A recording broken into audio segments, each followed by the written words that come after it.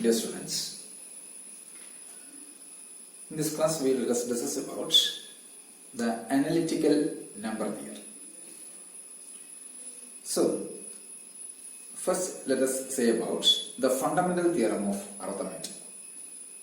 It introduces the basic concepts of elementary number theory.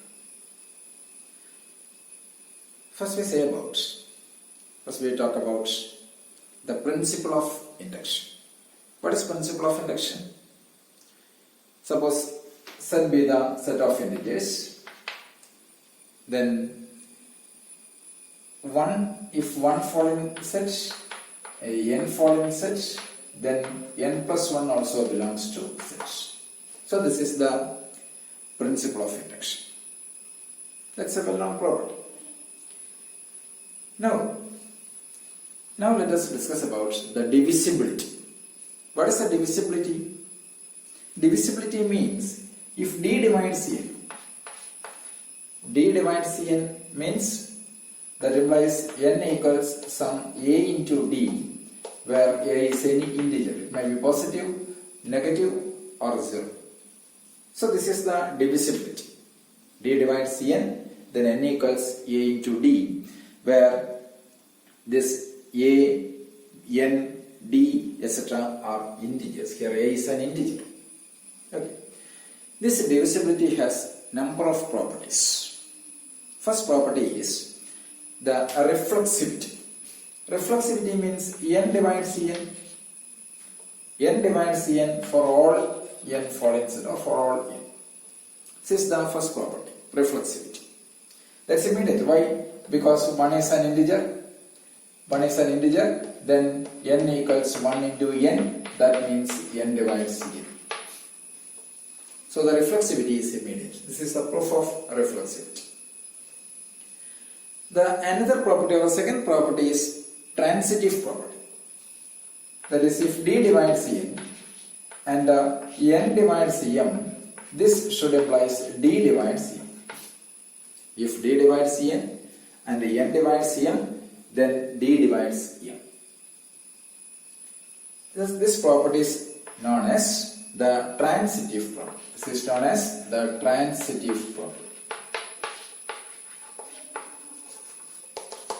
How to prove this one? D divides n means d divides n. So for d divides n, that means n equals some a into d. Okay, where a is an integer. D divides m, sorry, n divides m. N divides m, that means m equals some b into n, where b is again an integer. So what is n equals a into d, m equals b into n. So m equals some b into n. What is n? ad. A into b. Why? Because n is a. So that equals b a into d. Okay. A is an integer, b is also an integer. Surely this ab or ba is an integer.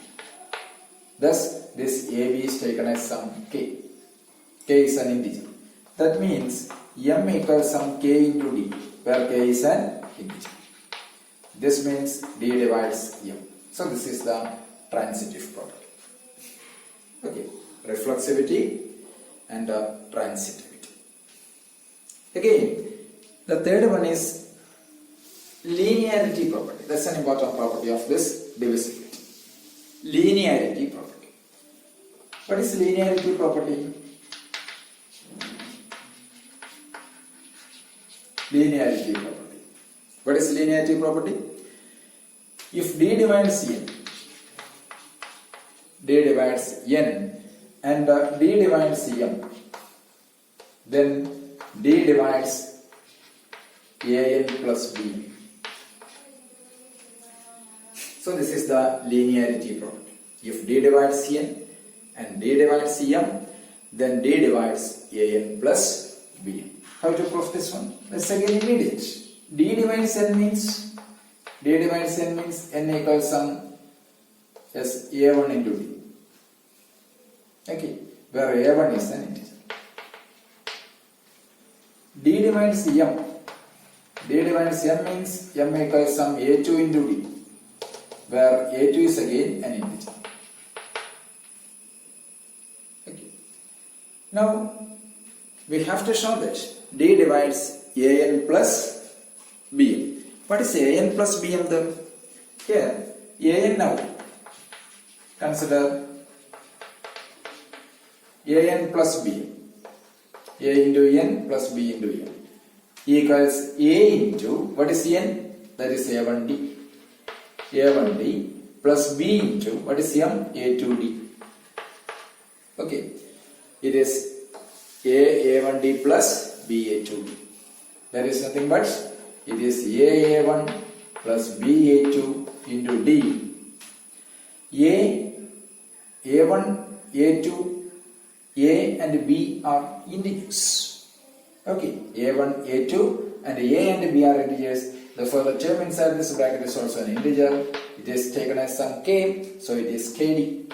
Means AN plus BM equals KD. That means D divides AN plus B.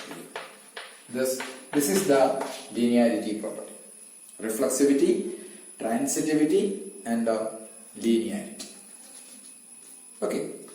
Now, come to the next one. The next property is, it is multiplicative property. That's again immediate. That property is so simple. Its proof is so simple. The property is, if D divides N, then AD divides A. This is multiplicative property. Proof is again immediate. Why? D divides N means N equals some C into D, where C is an integer.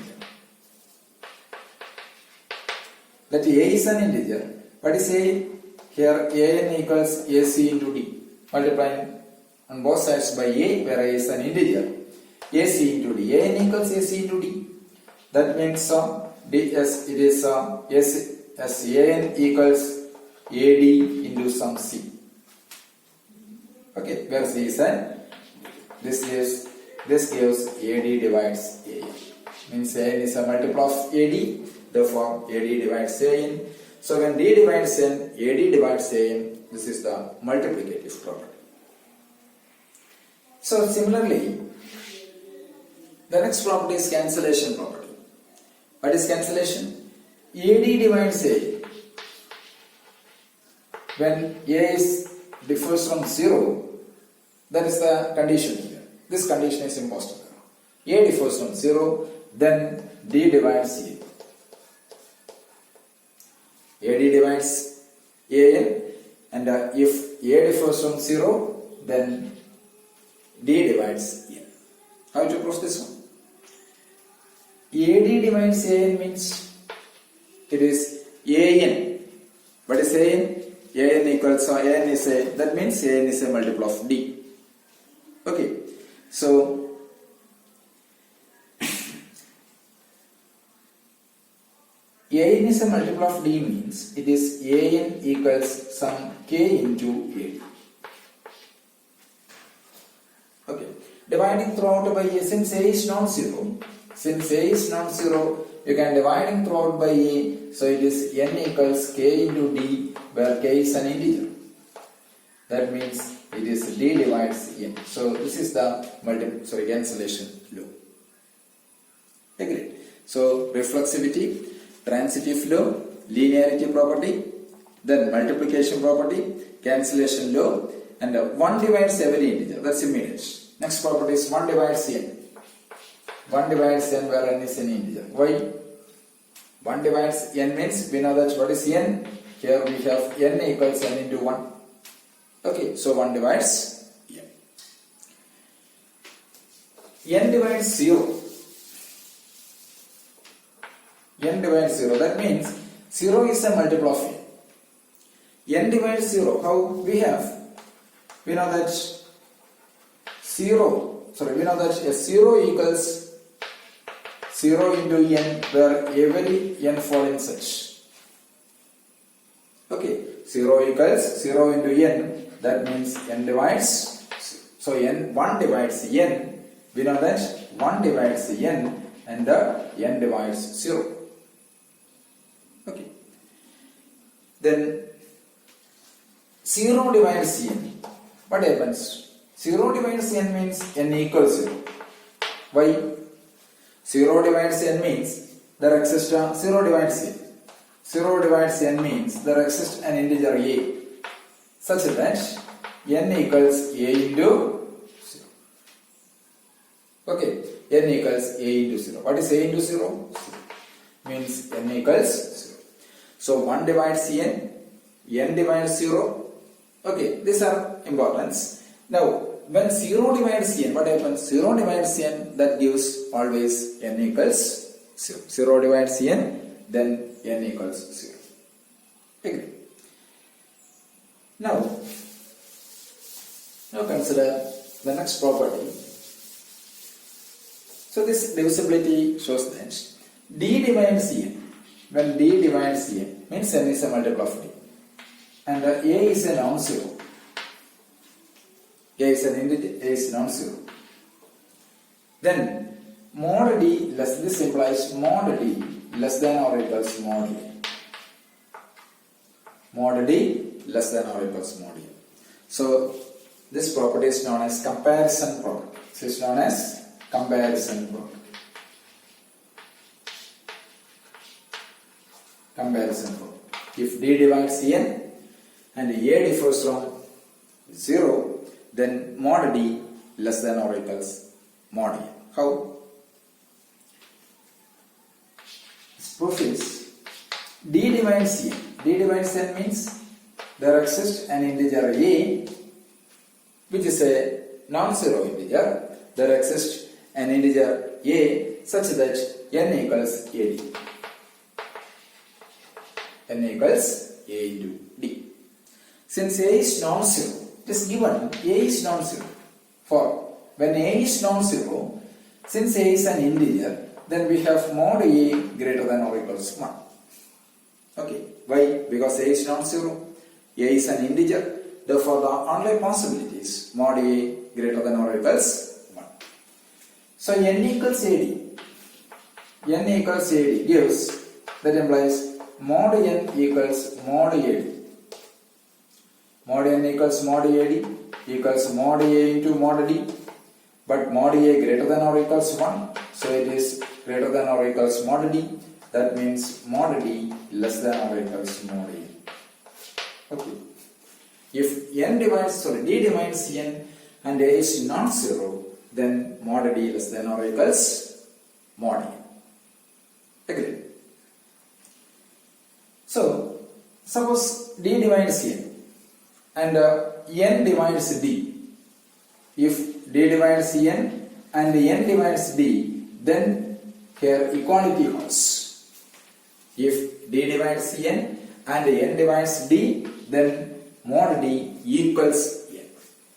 So this result is depends upon this comparison property. This result depends upon this comparison property. Why? So d divides n. D divides n means a equals d divides n. That means there exists an integer a such that n equals a. Okay.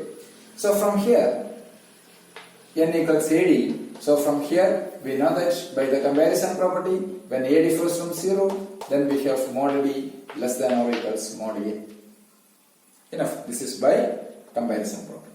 N divides d means there exists a non-zero b following such that d equals some bn. D equals bn. So by comparison property, we have it is mod d greater than or equals mod d. By d equals bn, so mod d equals mod b into mod n. Since b is non-zero, then mod b greater than or equals 1.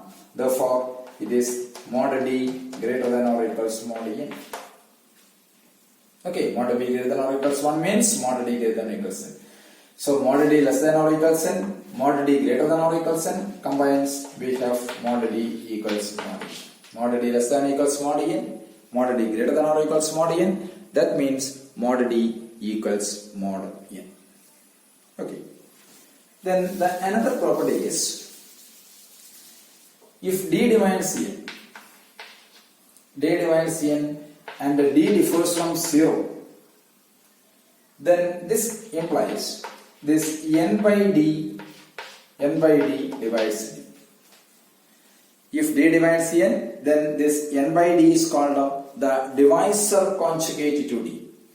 If D divides n and d differs from 0, then the property is n by d divides d. If this d divides n, then this n by d is known as conjugate divisor. It is known as the divisor conjugate to d. If d divides n, then n by d, which is known as conjugate divisor. This term is an important one. Please remember it. That is, if d divides n, then n by d is known as conjugate divisor to d. Okay, how to prove this one? D divides n means d divides n implies there exists an integer a such that n equals ad. Okay, n equals a into d. N equals a into d means what is n by d? It is n by, that means n by d equals e. Agreed. Now n equals ad. What is a? N by d. So it is n by d into d. That means it is n equals n by d into d. So that means n by d always divides d. Okay, sorry, n by d always divides n. Not n by d, sorry. N by d always divides e. This is the requirement. N equals ad, then this a is n by d. So n by d into d. That means n equals n by d into d. That means this n by d divides n. N is a multiple of n by d. This n by d, if d divides n, then n by d is known as the conjugate divisor to d. Agreed? Or divisor conjugate to